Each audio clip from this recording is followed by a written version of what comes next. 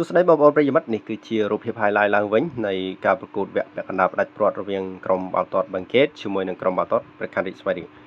ឱកាសបាល់ free kick ញៀនសូស៊ីដានទម្លាក់មកឲ្យកីឡាករមិនរតនៈក៏ទាញផុតសៀងចន្ទធាមួយហើយក៏កាត់មួយជើងស្ដាំចូលមកក្នុងប្រអប់គ្រោះថ្នាក់ប៊ុនផាច័ន្ទបួងកងសុទ្ធមួយជើងនេះរំលងរបាទីចេញទៅខាងក្រៅបាទឱកាសទៅជាបន្តពីស្លាប់ខាងឆ្វេងលើកមកត្រង់នេះសារ៉េតគ្រីយ៉ាតែតខ្ទៀតចេញមកខាងក្រៅបាទឆ្ងាយបាត់ហើយមកដល់តំបន់ខាងស្ដាំប៊ុនផាច័ន្ទបួងកងក៏លើកចូលមួយជើងនេះតែតមួយក្បាលពីជូសិនទីបើការនាំមុខ1-0ឲ្យក្រុមភ្ញៀវព្រះខ័នរាជស្វាយរៀងនាំមុខទៅលើក្រុមម្ចាស់ផ្ទះបឹងកេតបាទសារ៉េតគ្រីយ៉ាក៏តែតមិនចំទីបាល់ក៏ផ្លាតមកដល់បាទប៊ុនផាច័ន្ទបួនកងលើកមួយជើងស្ដាំនេះជូសិនទីដណ្ដើមទីតាំងបានល្អហើយក៏លោតតែតបញ្ចប់ទីបានយ៉ាងល្អអ្នកចាំទីកុយសាលីមបានត្រឹមតែឈរមើលបាល់ចូលក្នុងសំណាញ់ទីរបស់ខ្លួនតែប៉ុណ្ណោះឱកាសពីបឹងកេតក៏មានវិញផងដែរទម្លាក់មកឲ្យកីឡាករអោភិរុនក៏ឃើញណប់ឌីវីតទប់ហើយក៏តតមួយជើងស្ដាំនេះខុសគោលដៅបាទ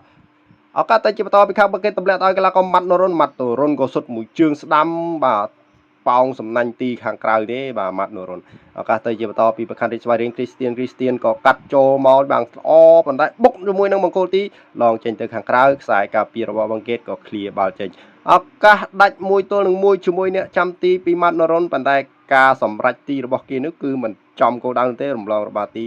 ឡើងទៅខាងលើបាត់ហើយសោកស្ដាយមែនទែនម៉ាត់នរុនត្រង់នេះបាទបញ្ចប់វគ្គទី1គឺព្រះខ័នរាជនាំមុខ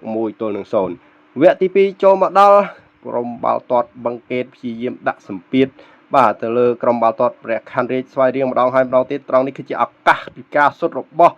បាទប៊ុនផាច័ន្ទបួនកងប៉ុន្តែមិនចំគោលដៅបឹងកេតដាក់សម្ពាធទៅវិញក៏កាត់ចូលមកកន្លែងនេះអ៊ីវសវណ្ណរាដាក់ជើងទាត់ល្អមែនតែបាល់នេះរំលងរបាទីចេញទៅខាងក្រៅនោះទេបាទឱកាសទៅជាបន្តបាក់ខើក៏កាត់មកខាងក្រោយឲ្យសៀងចន្ទធាសុទ្ធមួយជើងនេះបាទមិនចំគោលដៅល្អទេចន្ទធាបាទ